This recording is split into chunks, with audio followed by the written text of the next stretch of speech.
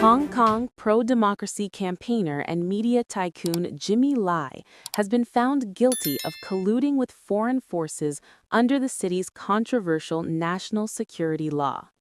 The 78-year-old, who has been in jail since December 2020, pleaded not guilty. He faces life in prison and is expected to be sentenced early next year. Lai used his now-defunct Apple Daily newspaper as part of a wider effort to lobby foreign governments to impose sanctions on Hong Kong and China, the court found. Hong Kong's chief executive, John Lee, welcomed the verdict, noting that Lai's actions damaged the country's interests and the welfare of Hong Kongers, but rights groups called it a cruel judicial farce. They say the NSL, which Beijing defends as essential for the city's stability, has been used to crush dissent. There is no doubt that Jimmy Lai harbored hatred for the People's Republic of China, PRC, Judge Esther To said on Monday, citing his constant invitation to the U.S. to help bring down the government of the PRC with the excuse of helping the people of Hong Kong. When Lai testified in November, he denied all the charges against him, saying he had never used his foreign contacts to influence foreign policy on Hong Kong.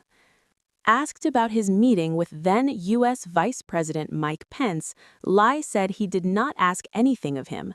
I would just relate to him what happened in Hong Kong when he asked me. He was also asked about his meeting with then Secretary of State Mike Pompeo, to which he said he had asked Pompeo not to do something but to say something, to voice support for Hong Kong. Lai, a UK citizen and one of the fiercest critics of the Chinese state, was a key figure in the pro-democracy protests that engulfed Hong Kong in 2019.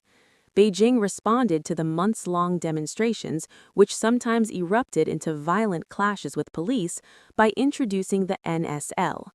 The law was enacted without consulting the Hong Kong legislature and gave authorities broad powers to charge and jail people they deemed a threat to the city's law and order or the government's stability.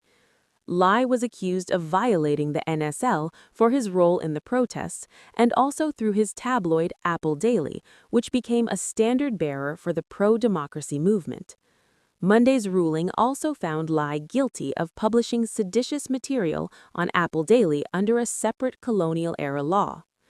Lai appeared calm as the verdict was read out and waved goodbye to his family as he was escorted out of the courtroom.